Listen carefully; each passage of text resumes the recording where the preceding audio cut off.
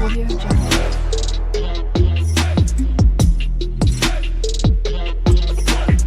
Audio Jungle.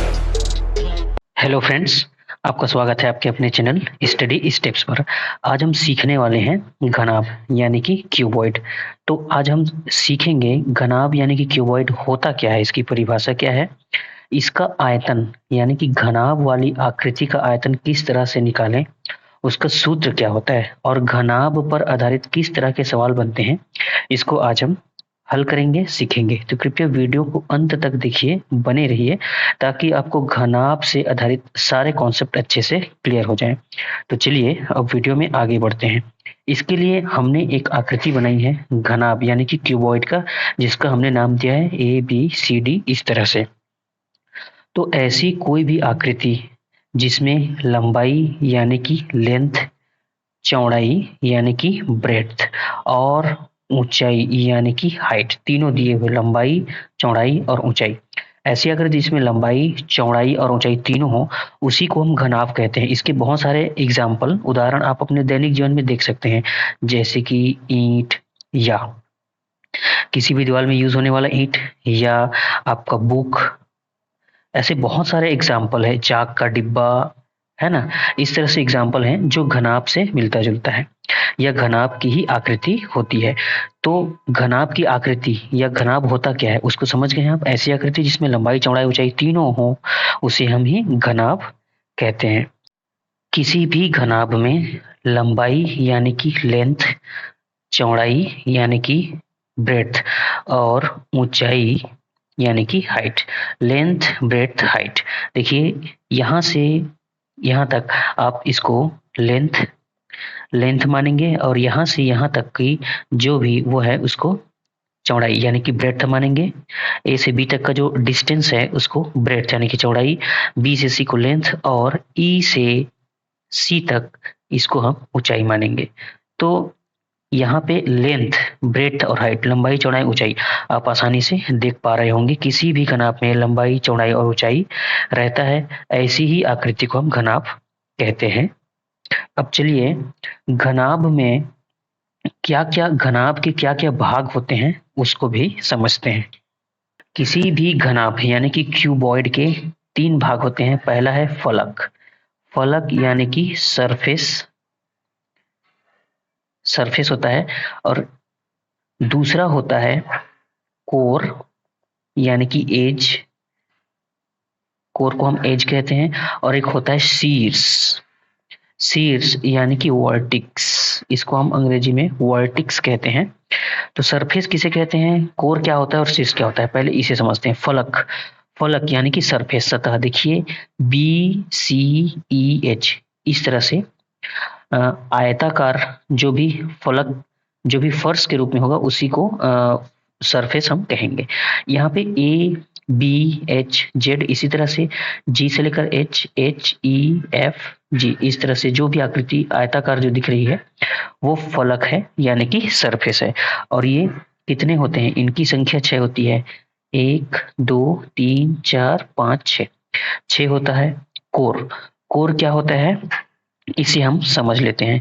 Core देखिए B से लेकर सी तक, यहाँ से यहाँ तक की जो लंबाई है ये, ई से लेकर सी तक, ई से लेकर एफ तक, एफ से लेकर जी तक, जी से एच, ये जो लंबाई होती है, इस तरह की लंबाई, इसे हम कोर कहते हैं। कोर यानी कि किनारा।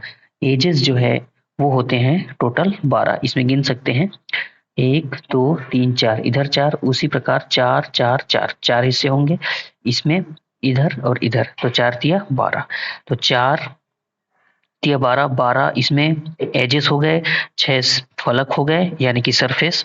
और शीर्ष कितने होते हैं, शीर्ष किसे कहते हैं पहले उसे समझते हैं फिर गिनेंगे। शीर्ष यानी कि ये पॉइंट ABCD, ये जो कोने कोने हैं, इसी को शीर्ष यानी कि वर्टिक्स कहा जाता है। इसमें गिनेंगे तो टोटल 1 2 3 4 5 6 7 8, 1 2 3 4 5 6 7 8, इसमें 8 शीर्ष होते हैं, 12 कोर और 6 फलक होते हैं। इस तरह से किसी भी घनाभ में ये चीजें फिक्स होती हैं, इससे ना तो ज्यादा होगा और ना ही कम होगा। अब कोई भी घनाभ जिसकी लंबाई यानी कि लेंथ चौड़ाई यानी कि ब्रेड्थ और ऊंचाई यानी कि हाइट। अगर लंबाई, चौड़ाई और ऊंचाई दी हुई हो तो हम घनाभ का आयतन यानी कि धारिता प्राप्त कर सकते हैं। आयतन को ही धारिता कहा जाता है, आयतन या फिर धारिता। आयतन यानी कि वॉल्यूम और धारिता यानी कि कैपेसिटी। तो या तो वॉल्यूम बोलेंगे या कैपेसिटी, आयतन, धारिता, ये सभी एक ही चीज है। तो आयतन या धारिता किसी भी घनाभ आकार की आकृति का आयतन या धारिता किस प्रकार निकालेंगे, चलिए उसको समझते हैं। अगर किसी भी घनाभ की लंबाई, चौड़ाई और ऊंचाई तीनों दी हुई हो तो उसका आयतन यानी कि धारिता किस तरह से निकालेंगे। आयतन को हम वॉल्यूम यानी कि कैपिटल भी से डिनोट करेंगे, ठीक है। तो आयतन का अगर लंबाई दिया है, चौड़ाई और ऊंचाई तीनों दिया है तो लंबाई गुणा चौड़ाई गुणा ऊंचाई यानी कि length multiply breadth multiply height. इस फॉर्मूला से हम length multiply breadth multiply height अर्थात लंबाई, चौड़ाई और ऊंचाई तीनों को आपस में मल्टीप्लाई यानी कि गुणा कर देंगे तो उस घनाभ आकार आकृति का आयतन हम यानी कि धारिता निकाल सकते हैं।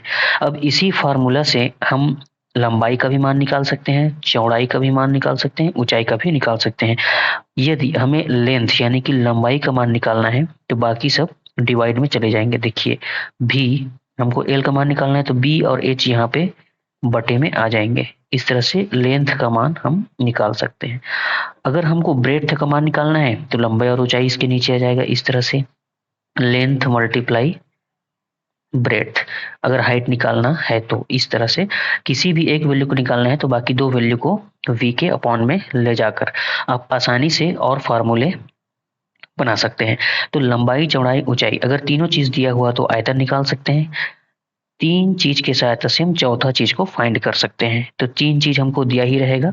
इस तरह से किसी भी सवाल को हमको हल करना है। तो चलिए लंबाई, चौड़ाई, ऊंचाई इन पर आधारित घनाभ के प्रश्नों को हल करते हैं और इसको कॉन्सेप्ट को अच्छे से समझते हैं। फ्रेंड्स, हमने घनाभ पर आधारित एक क्वेश्चन लिया है जिसमें पानी की एक टंकी 3 मीटर लंबी, 2 मीटर चौड़ी और 1 मीटर गहरी है। देखिए लंबाई 3 मीटर, चौड़ाई 2 मीटर और ऊंचाई 1 मीटर इसमें गिवन है अर्थात दिया हुआ है। अब इसमें उसमें कितना लीटर पानी आएगा यानी कि धारिता पूछा है। धारिता यानी कि आयतन ही निकालना है, इसमें भी हमको आयतन। तो चलिए इसको हल करते हैं और हल यहाँ पे लिख लेते हैं और जो दिया हुआ है पहले उसे लिख लेते हैं। क्या दिया है उसे हम यहाँ पे डिनोट कर लेते हैं। देखिए लंबाई यानी कि लेंथ दिया हुआ है 3 मीटर। उसके बाद चौड़ाई भी दी हुई है, चौड़ाई यानी कि ब्रेड्थ, ब्रेड्थ दिया हुआ है 2 मीटर, 2 मीटर और ऊंचाई, ऊंचाई यानी कि हाइट, हाइट दी हुई है 1 मीटर। अब हमें इसका आयतन निकालना है। तो चूंकि आयतन, आयतन यानी कि volume v is equal to होता है लंबाई यानी कि लेंथ, लंबाई गुणा ऊंचाई, इस तरह से चौड़ाई। तो देखिए लेंथ यानी कि लंबाई, ऊंचाई यानी कि हाइट और चौड़ाई यानी कि बी। तो इसका वैल्यू हम यहाँ पे पुट ऑन करेंगे। देखिए लेंथ, लेंथ की जो वैल्यू है वो 3 है और ऊंचाई का वैल्यू 1 है और चौड़ाई का वैल्यू बी यानी कि 2 है। तो जब हम इसको गुणा करेंगे तो ये हो जाएगा 6 मीटर क्यूब। चूंकि मीटर में है तो 6 मीटर क्यूब। तो हमें ध्यान देना है कि since 1 metre cube is equal to होता है 1000 लीटर, तो 6 metre cube is equal to हो जाएगा 6000 लीटर यानी कि 6000 लीटर। तो यह पानी टंकी जिसका लंबाई, चौड़ाई और ऊंचाई, देखिए ये लंबाई है और ये चौड़ाई है और ये ऊंचाई है। तो लेंथ जो था वो 3 था, चौड़ाई था वो 2 था और हाइट जो है वो था 1 था। इस तरह से लंबाई, चौड़ाई, ऊंचाई दिया हुआ था, तीनों को मल्टीप्लाई किया, हमको आसानी से उसका धारिता यानी कि आयतन मिल गया। और metre cube is equal to 1000 litre होता है तो 6000 लीटर इस पानी टंकी में पानी आएगा। तो चलिए अब अगला एक ऐसा सवाल लेते हैं जिसमें आयतन पहले से दिया हो, आयतन के अलावा हमको लंबाई या चौड़ाई या ऊंचाई पूछेगा। तो ऐसे सवाल की ओर बढ़ते हैं और इसको हल करते हैं। फ्रेंड्स, हमने घनाभ पर आधारित एक नेक्स्ट सवाल लिया है। इसमें घनाभ आकार की लकड़ी का आयतन 480 सेंटीमीटर क्यूब है। देखिए, आयतन हमको पहले से गिवन है, दिया हुआ है, और साथ ही उसकी लंबाई 10 सेंटीमीटर और चौड़ाई 6 सेंटीमीटर। तो हमको ऊंचाई यानी कि हाइट ज्ञात करनी है। चलिए इसको हल करते हैं। सबसे पहले यहाँ पे हम हल लिख लेते हैं, उसके बाद जो दिया हुआ है यानी कि गिवन है, क्या दिया हुआ है उसे लिख लेते हैं। यहाँ पे लिख लेते हैं दिया है, क्या दिया है, देखिए आयतन दिया हुआ है।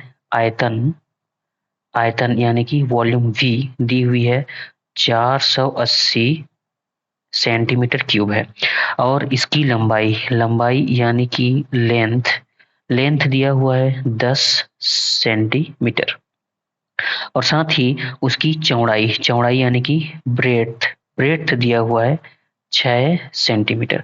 तो हमको हाइट यानी कि ऊंचाई फाइंड करनी है। तो चूंकि हमारा क्षेत्रफल होता है,